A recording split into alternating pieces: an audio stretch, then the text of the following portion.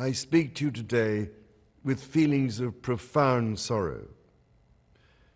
Throughout her life, Her Majesty the Queen, my beloved mother, was an inspiration, an example to me and to all my family.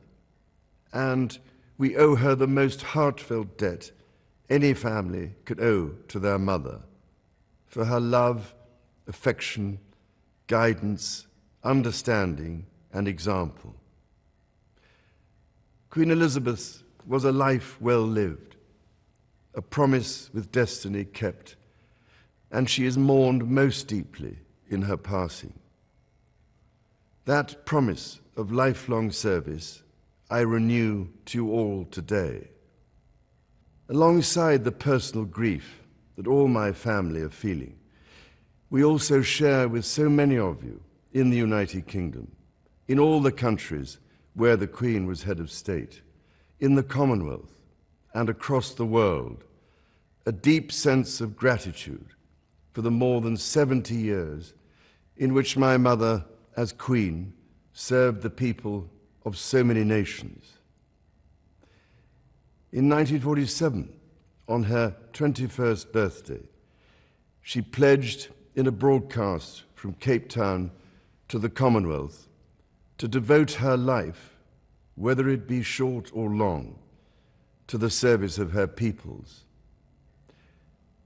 That was more than a promise. It was a profound personal commitment which defined her whole life. She made sacrifices for duty. Her dedication and devotion as sovereign never wavered through times of change and progress, through times of joy and celebration, and through times of sadness and loss.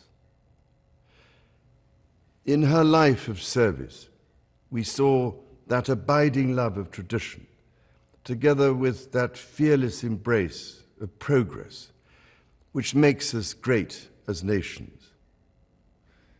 The affection, admiration, and respect she inspired became the hallmark of her reign. And as every member of my family can testify, she combined these qualities with warmth, humor, and an unerring ability always to see the best in people. I pay tribute to my mother's memory, and I honor her life of service. I know that her death brings great sadness to so many of you, and I share that sense of loss beyond measure with you all. When the Queen came to the throne, Britain and the world were still coping with the privations and aftermath of the Second World War, and still living by the conventions of earlier times. In the course of the last 70 years, we have seen our society become one of many cultures and many faiths. The institutions of the state have changed in turn. But through all changes and challenges, our nation and the wider family of realms, of whose talents, traditions, and achievements I am so inexpressibly proud, have prospered and flourished. Our values have remained and must remain constant.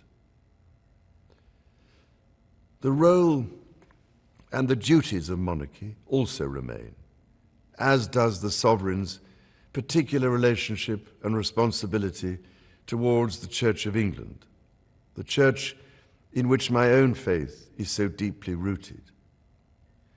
In that faith and the values it inspires, I have been brought up to cherish a sense of duty to others and to hold in the greatest respect the precious traditions, freedoms, and responsibilities of our unique history and our system of parliamentary government.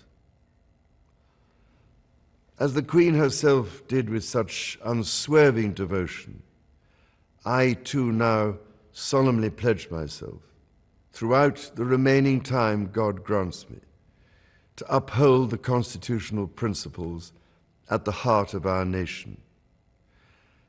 And wherever you may live in the United Kingdom, or in the realms and territories across the world, and whatever may be your background or beliefs, I shall endeavor to serve you with loyalty, respect, and love, as I have throughout my life. My life will, of course, change as I take up my new responsibilities. It will no longer be possible for me to give so much of my time and energies to the charities and issues for which I care so deeply. But I know this important work will go on in the trusted hands of others. This is also a time of change for my family. I count on the loving help of my darling wife, Camilla. In recognition of her own loyal public service since our marriage 17 years ago, she becomes my Queen Consort. I know she will bring to the demands of her new role the steadfast devotion to duty on which I have come to rely so much.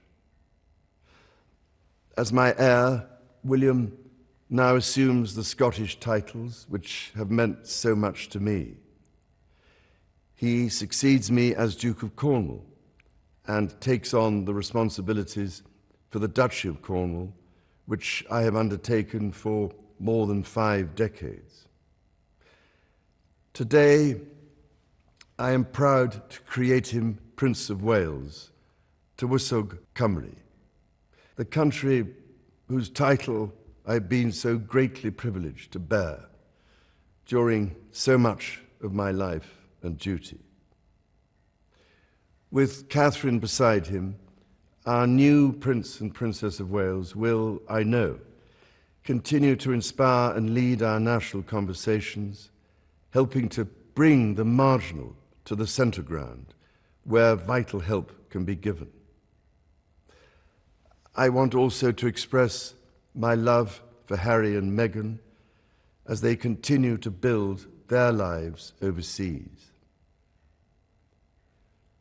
In a little over a week's time, we will come together as a nation, as a Commonwealth, and indeed a global community, to lay my beloved mother to rest. In our sorrow, let us remember and draw strength from the light of her example. On behalf of all my family, I can only offer the most sincere and heartfelt thanks for your condolences and support. They mean more to me than I can ever possibly express. And to my darling Mama, as you begin your last great journey to join my dear late Papa, I want simply to say this: thank you. Thank you for your love and devotion to our family and to the family of nations you have served so diligently all these years. May flights of angels sing thee to thy rest.